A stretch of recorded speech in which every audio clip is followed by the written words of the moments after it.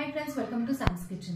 Friends, आज आपण मस्तपैकी आहे ना एक हिरवीगार चटणी करणार आहोत। आता हिरवीगार चटणी म्हणल्यावर ना बऱ्याच वेळा काय होतं की पहिला मनात प्रश्न येतो, कोथिंबीर असेल, पुदिना असेल, फार तर पर पालकाची असेल, पण यातलं काहीच नाहीये।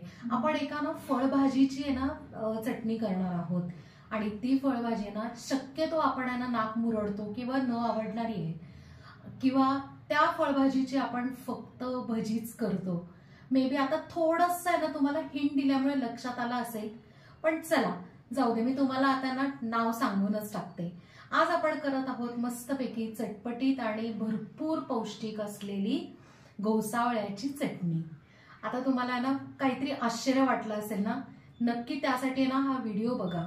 आता बहुगुणी म्हटल्यावर ना तुम्हाला असं वाटेल काय काय गुणधर्म आहेत ह्याच्यात, तर वेट लॉस साठी ही परफेक्ट चटणी आहे। का माहितीये?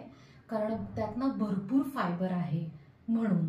आणि महत्त्वाचं म्हणजे शुगर ज्यांना आहे, शुगर पेशंट आहेत, त्यांनाही छान उत्तम आहे।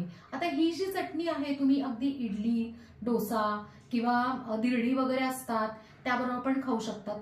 अगदी नाही तर तुम्ही सँडविचला लावून सुद्धा खाऊ शकता। सो नक्की ही चटणी करून बघा आणि मला कमेंटमध्ये सांगा। फ्रेंड्स, स्त्रियांमध्ये ना बऱ्याच कला असतात, त्यातलीच एक कला म्हणजे न आवडती भाजी त्याचा मेकओव्हर करून एक छान नवीन पदार्थ करणं। तसंच आज मी आहे ना तुम्हाला एक वेगळ्या प्रकारची आहे ना मस्त चटणी दाखवणार आहे, ती पण न आवडत्या घोसावळ्यापासनं। आता घोसावळा म्हणलं की फक्त आपण आहे ना डोळ्यापुढे आपल्या भजी येते, पण या घोसावळ्याची चटणी होऊ शकते का? येस, होऊ शकते। तर इकडे मी 2 घोसावळी छान बारीक चिरून घेतली आहे। त्यानंतर एका पॅनमध्ये थोडंसं तेल गरम करून तीळ छान भाजून घेतले। त्यात चवीप्रमाणे हिरवी मिरची, म्हणजे तुम्हाला जेवढं तिखट पाहिजे तेवढं, 3-4 लसणाच्या पाकळ्या आणि त्यानंतर थोडासा कढीपत्ता घालून मस्तपैकी फ्राय करून घ्यायचे।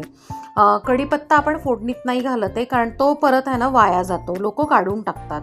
त्यासाठी आहे ना ही चटणी आपण ग्राइंड करणार, सो कढीपत्ता पोटात जातो। त्यानंतर आपण आहे ना इकडे कोथिंबीरीच्या काड्या आणि थोडीशी कोथिंबीर आणि घोसावळं छान फ्राय करून 2 मिनिटं वाफवून घेतलंय। आता हे मिश्रण गार करून घ्यायचं।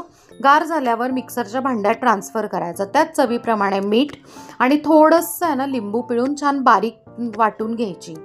एका बाउलमध्ये ही चटणी काढून आपण आहे ना तडका देणार आहोत। एका तडका पॅनमध्ये थोडंसं तेल गरम करून त्यात जिरे, चिमूटभर हिंग आणि चिमूटभर हळद अशी मस्तपैकी ना चुरचुरीत फोडणी त्याच्यावर देऊन घ्यायची।